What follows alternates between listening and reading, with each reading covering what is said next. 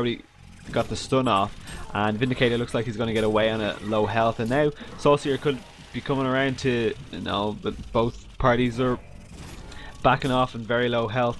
Vindicator doesn't, he actually used his health bot, and he missed Bloodlust top at the same time, and Pestilence barely getting away there. Bloodless on Tobacco. It seemed like a 2v1, and Demented Shaman goes down to Forsaken Archer. Well, a lot of action in this bottom forest now. I wish I saw what happened. Did you see what happened, Rabbi? I actually missed it. It looked as though Plague Pestilence just picked up a kill on Corrupt the Disciple. You know, CD with that conduit, I would assume that was put on Pestilence.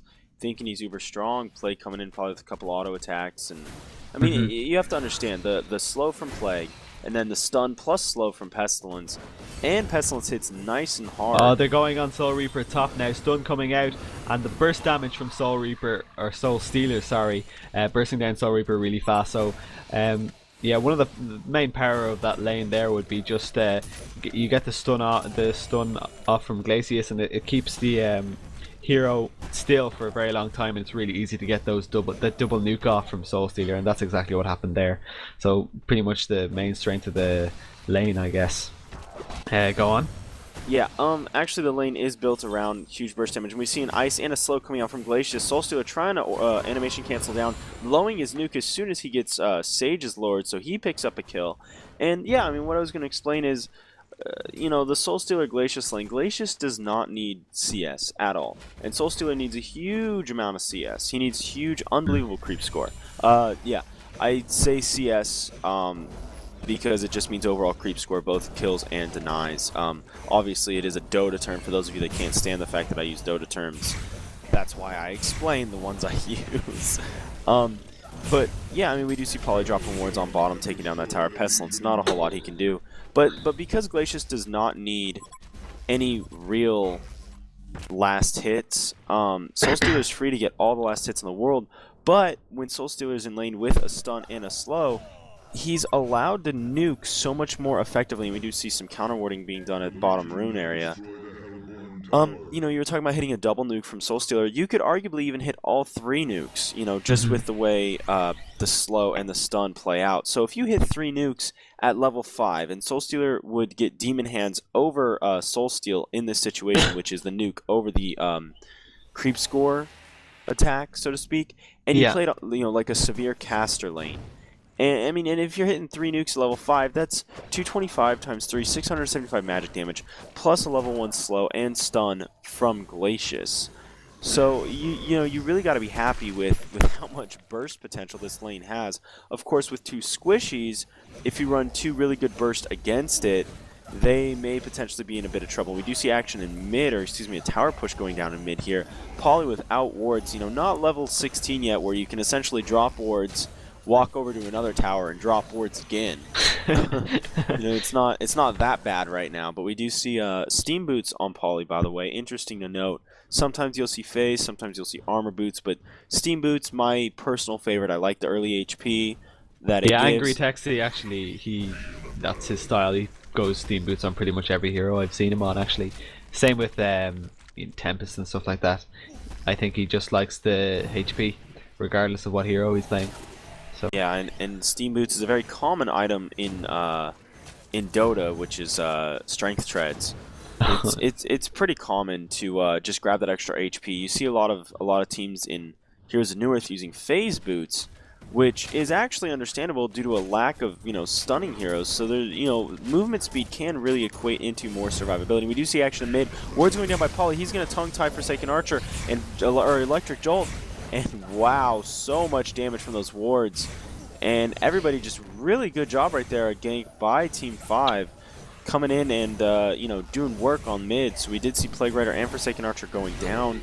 So Forsaken Archer's entire, pseudo really buff kind of carry that was coming out of that solo mid, not completely negated in that death, but Polywog definitely showing why, he's a good solo mid getting those levels in, not necessarily needing the most of farm, whereas someone like Forsaken Archer is so heavily dependent on farm. Although, we are going to want to definitely see Staff of the Master on Angry Testy. That item is almost a necessity by the time he hits level 16 for just huge pushing potential.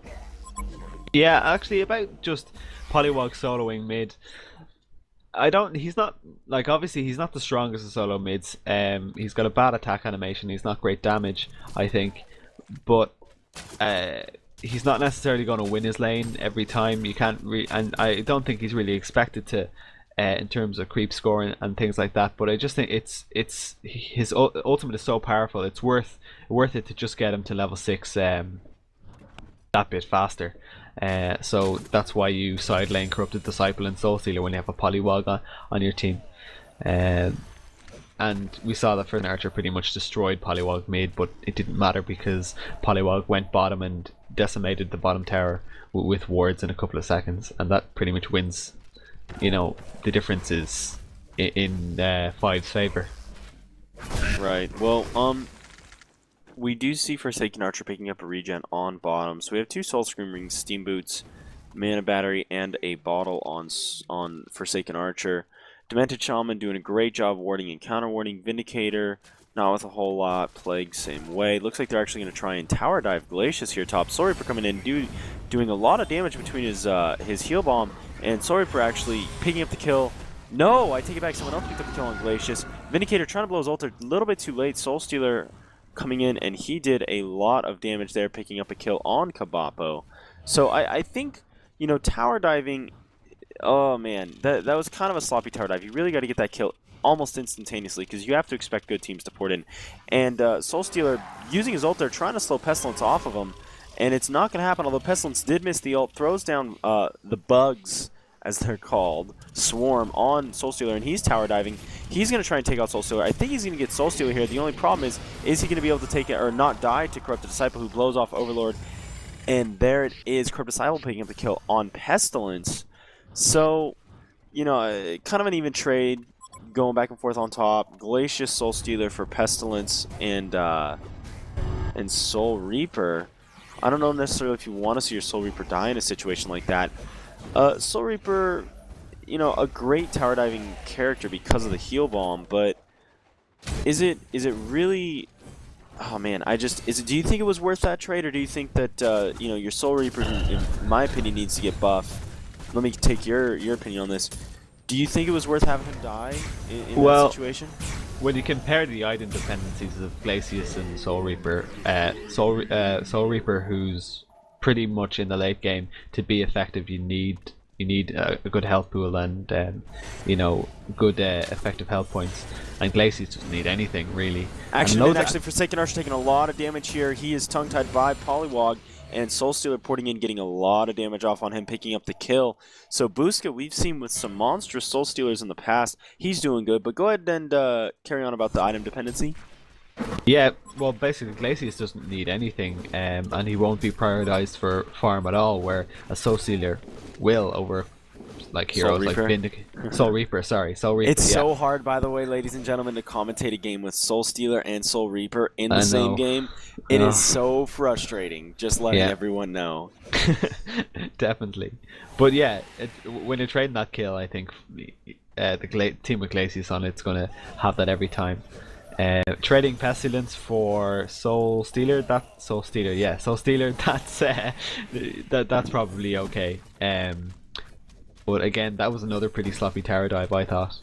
He only barely got the kill, and you know, some damage range is a bit lower, he mightn't have got the kill. So, but anyways, yeah, just about 15 minutes in, 4-7 to 5, and 5 are winning on towers. They have all 3 towers down. So just this, pretty much the power of Polywog. 2 of those towers are just because Polywog put his wards near them, and that's it.